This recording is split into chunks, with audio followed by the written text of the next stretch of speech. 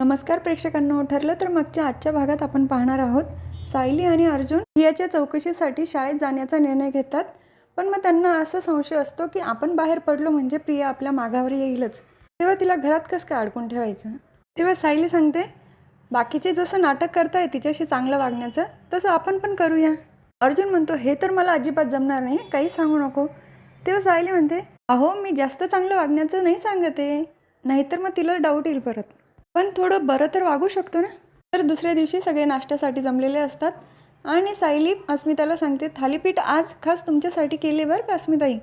अस्मिता खाऊन बघते तेव्हा तिला थालीपीठ खूप आवडतात आणि ते म्हणते, थालीपीठ खावेत तर सायलीच्या हातचे, तोंडात टाकल्याबरोबर विरघळतात. त्याच वेळेला तिथे अश्विन आणि प्रिया दोघं पण येतात. तेव्हा अश्विन म्हणतो, मम्मा मला काही बोलायचं होतं तुझ्याशी. कल्पना काकू म्हणतात, अरे बोल ना, विचारतो काय. तन्वीला तुम्ही स्वयंपाक करू देताय, पण मग ते ठरलेल्या वेळेनुसार. तर तिची अशी इच्छा आहे की संध्याकाळचा स्वयंपाक पण तिने करावा. तेव्हा सायली म्हणते, आमची काहीच हरकत नाही. ती जर कट कारस्थान करत नसेल तर किचनमध्ये काम करू शकते कधी पण. आधीचे नियम कट कारस्थान करणाऱ्या मुलीसाठी होते, आता प्रिया तर तसं काही करणार नाही ना. तेव्हा अश्विन पण खुश होतो. प्रियाला म्हणतो, झालं तुझ्या मनासारखं.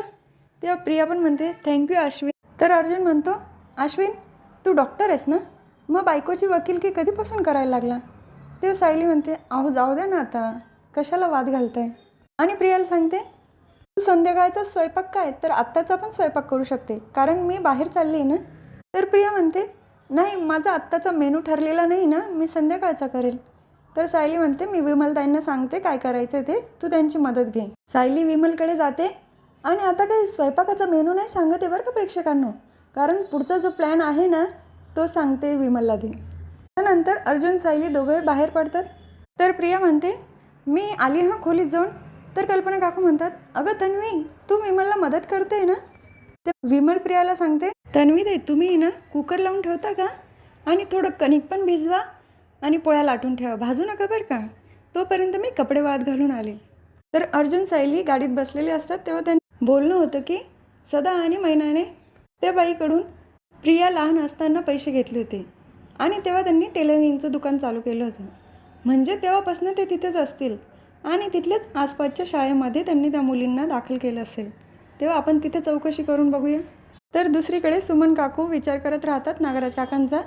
मी दादाकडे थोडेफार पैसे जरी मागितले तरी धारेवर धरायचा मला, मग मी माझा मार्ग शोधला. आणि त्या रडत पण असतात. त्याच वेळेला तिथे प्रतिमा आत्या येतात. ते म्हणतात, अगं सुमन तू तर काल मंदिरामध्ये तुला शांत वाटावं म्हणून गेली होती ना, तू आल्यानंतर खूप अस्वस्थ वाटते. तेव्हा सुमन काकू प्रतिमा आत्यांना सांगतात, वहिनी मी काल मंदिरामध्ये नाही तर यांना भेटायला गेली होती जेलमध्ये. तेव्हा प्रतिमा आत्यांना तर धक्काच बसतो हे ऐकल्यावर. अगं तू तिथे गेली कशाला आणि सांगितलं पण नाही. तेव्हा सुमन काकू म्हणतात, मी सांगितलं असतं तर तुम्ही मला जाऊ दिलं नसतं ना, पण आता भाऊजींना हे सांगू नका, मी त्यांना जाब विचारायला गेली होती. तेव्हा प्रतिमा आत्या म्हणतात, मिळालं उत्तर. तर सुमन काकू नाही म्हणतात. तर प्रतिमा आत्या म्हणतात, सुमन यापुढे नागराज भाऊजींना भेटायला जाऊ नको हां तू. नागराज भाऊजी झाले, सचिन झाला, या दोघांनी तुम्हा दोघींना किती त्रास दिला आहे, पण तू विचारही करू नको हां नागराज भाऊजींचा. किती दिवस सहन करणार तुम्ही त्यांचा त्रास. सुमन काकू म्हणतात, बरं झालं वहिनी मी जेलमध्ये जाऊन आली, म्हणजे मी इथून पुढची जी परिस्थिती असणार आहे ती स्वीकारायला माझं मन तयार झालं आहे. तेव्हा प्रतिमा आत्या म्हणतात, बरंच झालं, आता हे अस्मिताला सुद्धा समजलं पाहिजे, तिने सुद्धा चुकीच्या माणसाची साथ नको द्यायला.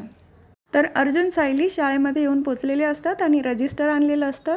त्यामध्ये फक्त मीना सदाशिव लोखंडे हिचंच नाव असतं, कारण त्या ठिकाणी नंतर मुलांची शाळा झाली होती आणि मुलींना दुसऱ्या शाळेमध्ये शिफ्ट करण्यात आलं होतं. तर अर्जुन त्या रजिस्टरचा फोटो काढून घेतो, कारण त्यावर सगळी माहिती पण असते, सदाशिव आणि मैनाचा पत्ता, त्यांना मुली किती आहे. त्यानंतर अर्जुन सायली तिथून निघतो. तर दुसरीकडे प्रिया किचनमध्ये असते, पण तिच्या डोक्यात सारखा तोच विचार असतो की अर्जुन सायलीच्या मागे जायचं कसं. तर ती कपाटामध्ये सामान पाहते, जी वस्तू नसेल ती वस्तू घ्यायला बाहेर पडता येईल. तेव्हा विमल विचारते, तन्वीताई तुम्हाला काही पाहिजे आहे का. तर प्रिया म्हणते, हो मला संध्याकाळसाठी चना डाळ पाहिजे आणि ती संपली ना तर मी पटकन घेऊन येते. तेव्हा विमल म्हणते, थांबा तन्वीताई मी जाते ना, तुम्ही कशाला जातात. तर प्रिया काही ऐकत नाही, लगेच तिथून निघते. प्रिया गाडीत बसल्यानंतर सदा आणि मैनाला फोन करून पाहते, पण ते काही फोन उचलत नाही.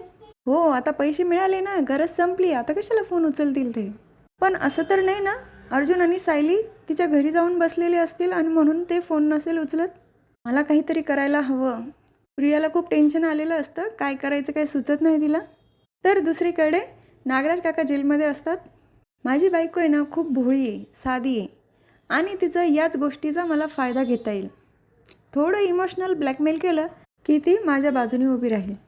पण ती माझ्या बाजूने उभी राहील का?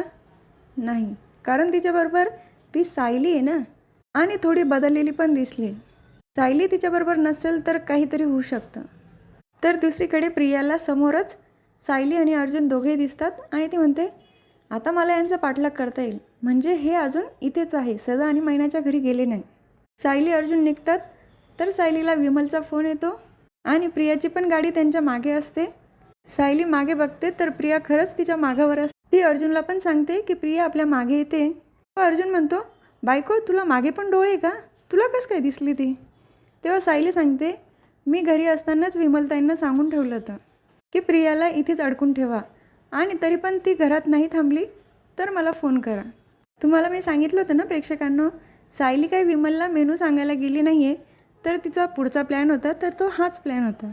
तर सायली म्हणते, आता आपण तिच्यासमोर शाळेमध्ये जाऊ शकत नाही, तर आता मार्केटमध्ये गाडी घ्या, त्यानंतर तुम्ही तिथून गायब व्हा, मग मी तिची वाट लावते.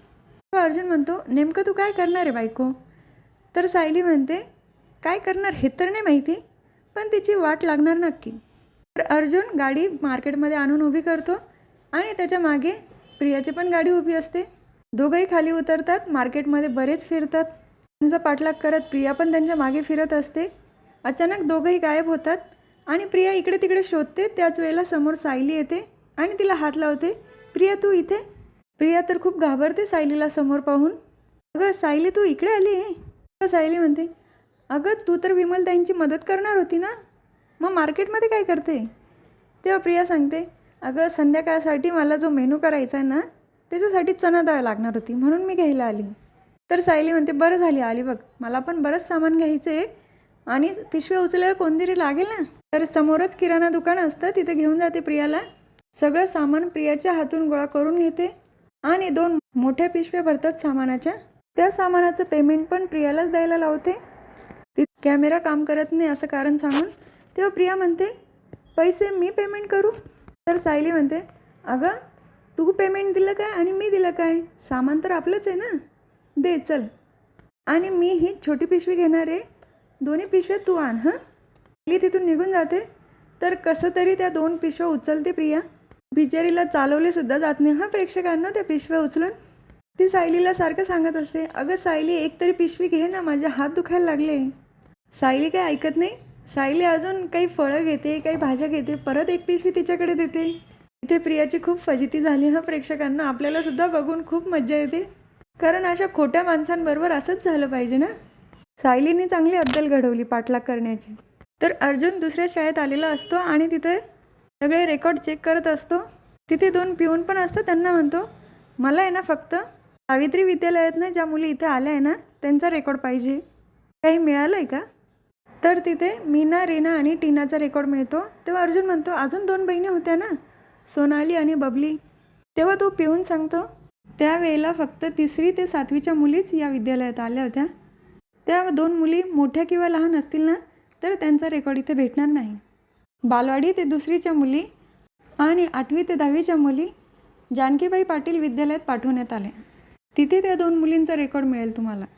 तर हा भाग इथेच संपतो. पुढील भागात बघायला मिळतं की अर्जुन सायलीला बबली सदाशिव लोखंडेचा रेकॉर्ड मिळालेला असतो आणि तेव्हा ती म्हणते, नागराजने घातलेल्या कोड्याचा अर्थ आत्ता कळतोय.